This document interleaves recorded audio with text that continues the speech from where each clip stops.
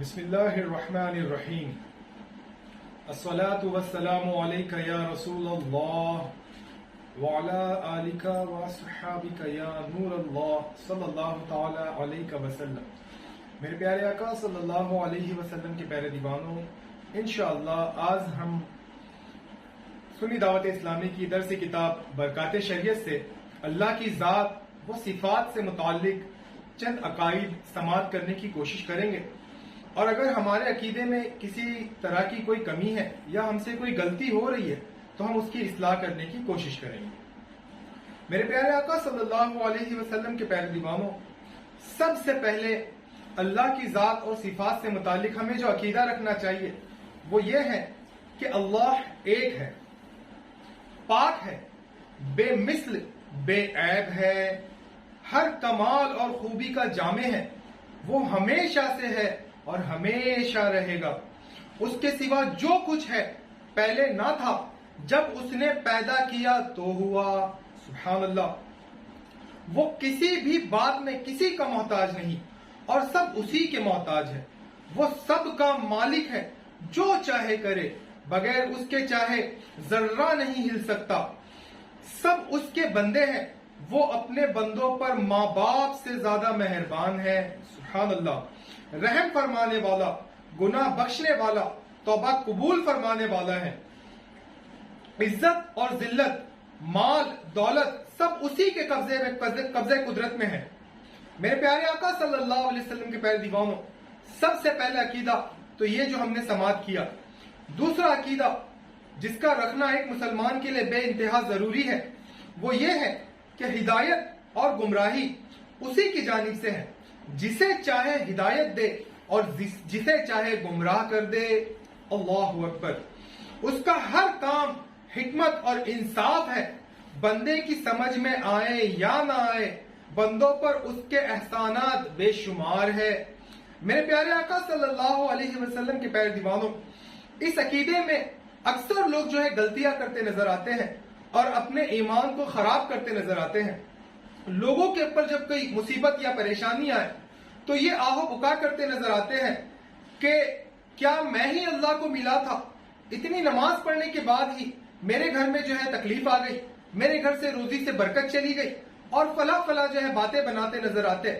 میرے پیارے آقا صلی اللہ علیہ وسلم کے پیارے دیوانوں، یاد رکھیں ایسا عقیدہ گمراہی اور گمراہ کرنے والا ہے، بلکہ اللہ کی ناراضگی کا سبب ہے۔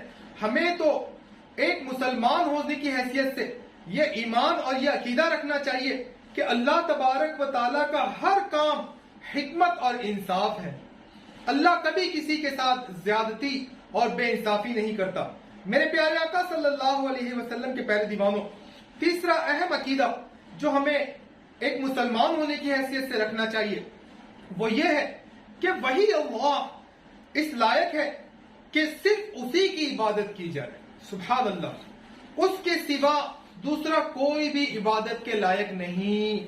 میرے پیارے آقا صلی اللہ علیہ وسلم کے پیارے دیوانوں، چوتھا عقیدہ جو ہمیں اللہ کی ذات اور صفات سے متعلق رکھنا چاہیے وہ یہ ہے کہ حقیقی بادشاہ اللہ ہی ہے اور وہی علیم و حکیم ہے، یعنی جاننے والا اور حکمت والا ہے۔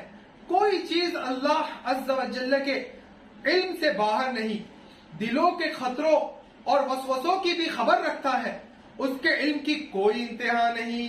سبحان اللہ۔ میرے پیارے آقا صلی اللہ علیہ وسلم کے پیارے دیوانوں، اس کے علاوہ ہمیں یہ عقیدہ رکھنا چاہیے کہ اللہ عز و جل جو چاہے جیسا چاہے کرے، کسی کا اس پر کوئی دباؤ نہیں اور نہ کوئی اس کے ارادے سے اس کو روکنے والا ہے۔ بندوں کے اچھے کام سے خوش ہوتا ہے اور برے کام سے ناراض ہوتا ہے۔ اللہ تبارک و تعالی ہمیں اچھے کام کرنے کی توفیق عطا فرمائے۔ اس کے علاوہ ہمیں یہ عقیدہ رکھنا چاہیے کہ حقیقتاً روزی پہنچانے والا، اولاد عطا فرمانے والا، نیز ہر ضرورت پوری کرنے والا صرف اور صرف اللہ ہی ہے۔ فرشتے وغیرہ یہ جو ہے واسطے ہیں اور وسیلہ ہے۔ میرے پیارے آقا صلی اللہ علیہ وسلم کے پیارے دیوانوں، ہم جب اللہ کے ولی کی بارگاہ میں اپنے معروضات پیش کرتے ہیں یا اللہ کے پیارے محبوب علیہ الصلوۃ والسلام کی بارگاہ میں جب اپنے معروضات کو پیش کرتے ہیں تو بلا شبہ اسے کرنا چاہیے. یہ جو ہے وسیلہ ہے. اللہ نے چاہا تو اگلے جو ہے درسوں میں یہ تمام آیتیں پیش کی جائے گی. لیکن ہمارا بنیادی عقیدہ یہ ہونا چاہیے کہ ہم جن کی بھی بارگاہ میں عقیدہ جو ہے اپنے معروضات کو پیش کر رہے ہیں وہ ہمارے لیے واسطہ ہے, وسیلہ ہے. بلا شبہ اللہ ان کے صدقے میں ہمیں عطا فرماتا ہے اور یہ بھی اللہ کی عطا سے ہمیں عطا فرماتے ہیں. لیکن حقیقی دینے والا کوئی ہے تو وہ صرف اور صرف اللہ رب العزت کی ذات ہے.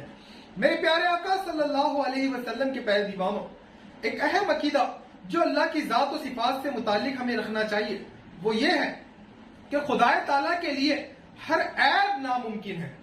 سبحان اللہ. اہل سنت والجماعت اس پر خاص توجہ فرمائے, بلکہ ہر مسلمان کو اس عقیدے پر غور و فکر کرنی چاہیے. چونکہ بعض عقیدے یہ لکھتے ہیں کہ اللہ تبارک و تعالی جھوٹ بولنے پر قادر ہے. معاذ اللہ, آپ بھی کہیں معاذ اللہ.